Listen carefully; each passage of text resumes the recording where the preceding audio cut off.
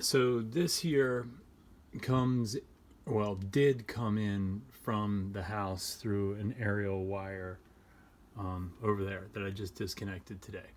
And therefore, I have no electricity in the garage with the original stuff in the garage. The only stuff I have in the garage is, well, over there on the other side of the door. I installed a 100 amp sub panel, and it has one outlet below it, sort of like this has an outlet below it. And it has plenty of space to rewire all this stuff. I think what would be most ideal is if the pumps ran on their own circuit. Now, this setup, though, is all janky. What we got here is the pull motor, the main pull motor, is fired off of a 20 amp fuse that comes in here. So this is the main power. It comes in and it splits into at least 3 additional, I think there's 4 wires in here. So that would be 3 additional ones coming in off of this. And all this power has been cut, so there's nothing to worry about here. But there's one that comes in from the top, and then one that goes up straight. I believe it goes, this one goes into the, just the lights in this outlet right here. That's all that 15 amp fuse powers. And then another black line goes down into this box, which is for the pull motor. And then it powers a timer over here, right? And then another one goes up this way into this 2 breaker panel. This powers an additional outlet that runs over that way, right? But it also has the power coming out of this one right here that goes to power the pump, the second pump, the auxiliary pump that is essentially the pump that runs the pull motor. Now that's a 12 amp pump, that's a 11 amp pump. They can be cut down in half if they're at 240 to 6 and 5.5, but they run at 110 or 115 or 120 or whatever you want to call it. So now this wire here comes back, the red wire comes back, and then it goes into the timer box over here. And then the power for the timer box gets disconnected, the red gets disconnected, which I think runs down here through this flex line. This one here runs to the main pump. So although this breaker is up here, the power that it powers comes back this way and back into this so that this timer can disconnect it. Okay.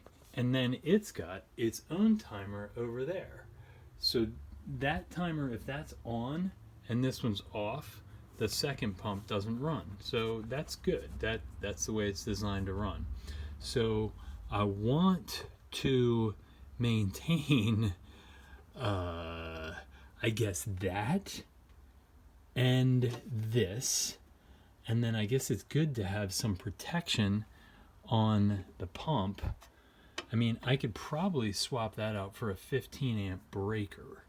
So this black and white line could be replaced with probably just 14.4 running, or 14.2 running over to this box here, actually just running into this black and white wire right here. So that way the fuse is no longer required. Run that on a 15 amp breaker. That sounds like a win.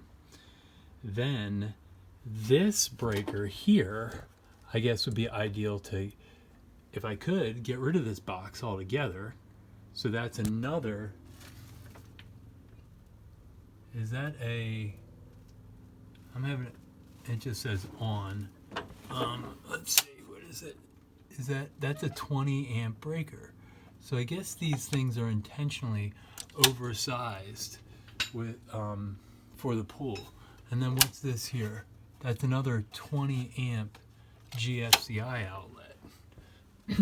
So those don't seem like they're, well, like they're right, because that outlet is probably not a 20 amp breaker outlet. Well, no, that is a 20 amp outlet. Okay. All right. So that's all right.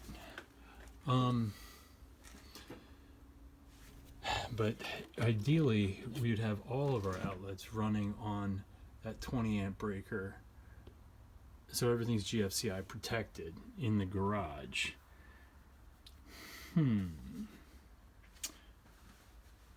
And I would need to run 12 gauge over to that, 12 gauge to that, and I guess if this should be a 20 amp 12 gauge over to this. So that would be 1, 2, 3 12 gauge lines, and then this here, maybe just eliminate that. Trying to figure out here. Now, okay, I was wondering what that accordion line is up there, and I guess I can see that that's for the upstairs lights. That power this will also shut off the upstairs lights if this isn't on. So they're controlled here, just like all the downstairs lights are. Oh, I guess that could just be running up into the ceiling, since those lights are powered through the ceiling there. But in any case, it's got to be 30 amp coming into here, but there's no individual item that is more than 20 amp. So if I would just run 3 20 amp wires over here, I should be able to get everything I need. Well, and maybe a 15 amp. So it would actually be 4 wires running over here from the other side of the garage. So 1, 2, 3, 4. And that would get me everything that I need. Yeah.